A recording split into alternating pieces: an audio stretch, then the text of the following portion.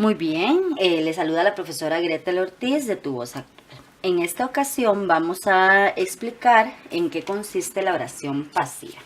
Recordemos que la oración pasiva es un tipo de oración en donde el sujeto recibe la acción pero no la ejecuta. Por eso se llama oración pasiva. El sujeto se llama sujeto paciente o sujeto pasivo. Y es precisamente porque no es un actor de la acción. Es un pasivo que espera pacientemente a que otro agente ejecute la acción sobre él. Veamos estas oraciones. En este caso es felicitado él. Tenemos que el verbo es felicitado.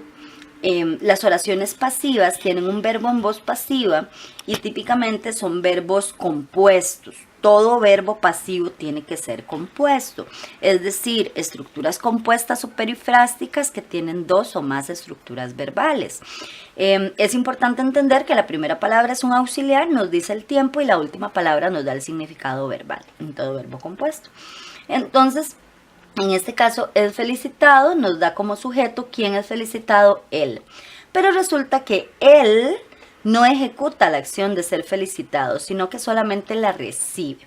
De manera que en este caso tenemos que él espera pacientemente a que alguien ejecute la acción de felicitar sobre él. Por eso se trata de una oración pasiva y por eso él es un sujeto paciente.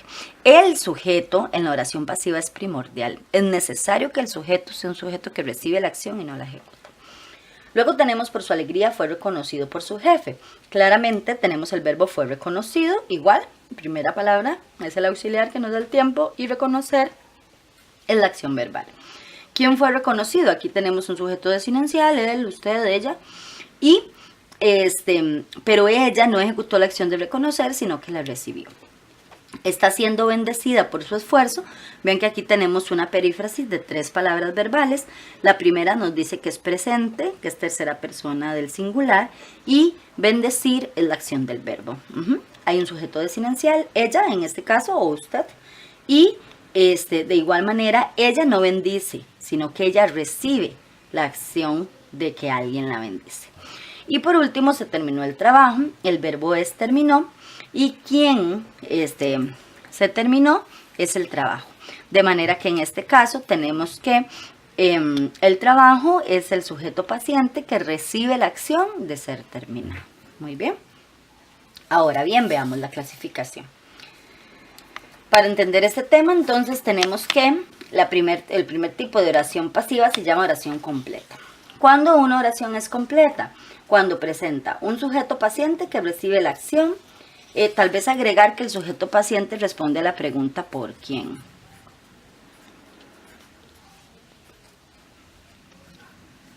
Esto es importantísimo. Tiene un verbo en voz pasiva, siempre va a ser un verbo compuesto de 2 o más palabras verbales, y tiene un complemento agente. Perdón, la pregunta ¿por quién? Es del complemento agente. ¿Ok? Y el complemento agente. Porque la pregunta del complemento agente lo que nos responde es precisamente por quién recibió el sujeto la acción del verbo. Entonces, si vemos este primer ejemplo, por su alegría fue reconocido por su jefe, fue reconocido es el verbo, él, ella, usted es el sujeto, y por quién fue reconocido por su jefe. Luego tenemos la oración pasiva incompleta. La oración pasiva incompleta es un tipo de oración en donde hay sujeto paciente, en donde hay un verbo en voz pasiva, pero hay un gran ausente que es el complemento agente. Tenemos complementos verbales, pero no hay complemento agente. Entonces, simplemente este mismo ejemplo, por su alegría fue reconocido sin el complemento agente, es una oración incompleta. En el ejemplo primero que vimos, es felicitado él, es una oración incompleta. Está siendo bendecido por su esfuerzo, es una oración incompleta. Notemos que hay una trampa vil que suele utilizarse en este tipo de casos, y es la preposición por. Porque cuando usted pregunta por quién al complemento agente, evidentemente la respuesta siempre va a incluir la preposición por. Sin embargo, suelen usarse oraciones en donde aparece la preposición por como trampilla para incurrir en error, para inducir en el error. Entonces tengan cuidado, porque por ejemplo, por su alegría no responde a la pregunta por quién, sino que responde a la pregunta por qué.